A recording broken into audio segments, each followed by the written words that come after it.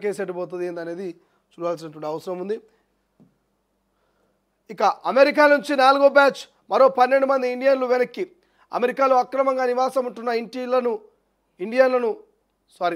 అమెరికాలో అక్రమంగా నివాసం ఉంటున్న ఇండియన్లను తరలింపు ప్రక్రియ కొనసాగుతున్నది. ఇప్పటికే 3 బ్యాచ్లు అక్రమ వలసదారులకు అమెరికా భారత్కు పంపించింది. ఆదివారం 4వ బ్యాచ్ ఇండియాకు చేరుకుంది. ఇందులో మొత్తం 12 మంది ఇండియన్లు ఢిల్లీ ఎయిర్పోర్ట్లో దిగారు.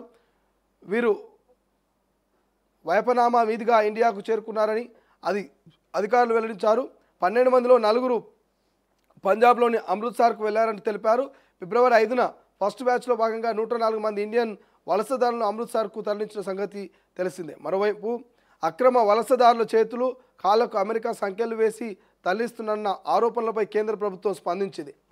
ఇక ఇండియాకు డబ్బులు ఇవ్వాల్సిన అవసరం లేదంటూ ఇప్పటికే భారీగా ట్యాక్స్లతో అమెరికా నుంచి లాభపడ్డదంటూ ట్రంప్ మళ్ళీ ఆ దేశంలో ఎలక్షన్స్ కోసం ఎందుకు నిధులు ఇవ్వాలంటూ కామెంట్. సో ఈ ట్రంప్ అనేటోడు వచ్చినాక, అమెరికా అధ్యక్షుడిగా ట్రంప్ అనేటోడు ఎన్నికైనాక అత్యంత దారుణంగా ప్రవర్తిస్తున్నాడు.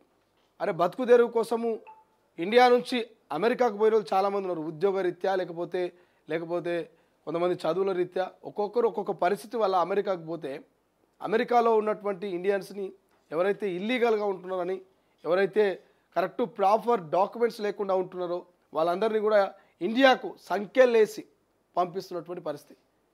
ఇప్పటికి 4-5 బ్యాచ్లుగా పంపిస్తూనే ఉన్నాడు. ట్రంప్ అనేటోడు ఎంత కంపుగా తయారైందంటే అంత కంపుగా తయారైపోయాడు. సో మరి కేంద్ర ప్రభుత్వం ఏం స్పందిస్తుంది? సంఖ్యలు వేసి వాళ్ళని ఏదో శిక్షకు అర్హులైన వాళ్ళగానో లేకపోతే వాళ్ళు ఏదైనా దోషులుగానో వాళ్ళు అమెరికా నుంచి తీసుకురావడం ఏంది? సో వాళ్ళకు ఆ రకంగా సంఖ్యలు వేసి ఇండియాకి తీసుకురావడం అనేది చాలా దారుణం అని చెప్పేసి ఇప్పటికే కాంగ్రెస్ గరమవుతా ఉంది. కాబట్టి కేంద్ర ప్రభుత్వం కూడా స్పందించింది ఆ సంఖ్యల మీద. మరి చూద్దాం ఏం జరుగుతుందో. ఇప్పటికైతే అమెరికాలో ఉంటున్నటువంటి కొంతమంది భయాందోళనకు గురవుతున్నాడు. ఎప్పుడు ట్రంప్ మా మీద కన్నేసి మమ్మల్ని కూడా పంపిస్తాడో, ఎప్పుడు మా మీద మరి ట్రంప్ ప్రభుత్వం విరుచుకుపడుతుందని కొంత అమెరికాలో ఉన్నటువంటి ఇండియన్స్ మాత్రం భయాందోళనకు గురవుతున్నటువంటి పరిస్థితి మాత్రం వాస్తవమే. అమెరికాలో ఉంటున్నటువంటి వాళ్ళ పిల్లల మీద, వాళ్ళ మీద ఇండియాలో ఉంటున్నటువంటి కొన్ని కుటుంబాలు భయపడుతున్నాయి. ట్రంప్ వచ్చినాక దారుణంగా తయారైంది కాబట్టి. సో మరి ట్రంప్ ఏం చేయబోతున్నాడు అక్కడ, ఏంది, మా వాళ్ళకి ఏమైనా ప్రాబ్లం క్రియేట్ చేయబోతున్నాడా, మా వాళ్ళ దాంట్లో కూడా ఎవరైనా ఇండియాకు వచ్చే అవకాశం ఉంటుందా ఏందన్నటువంటి ఒక రకమైనటువంటి భయాందోళన మాత్రం ట్రంప్ అనేటోడు క్రియేట్ చేసిండు. సో ఇది చాలా దారుణంగా ఉన్నది ట్రంప్ వ్యవహార శైలి చూస్తూ ఉంటే. చూద్దాం ట్రంప్ వ్యవహార శైలి ఏమైనా మార్పు వస్తుందా లేకపోతే ఏందనేది.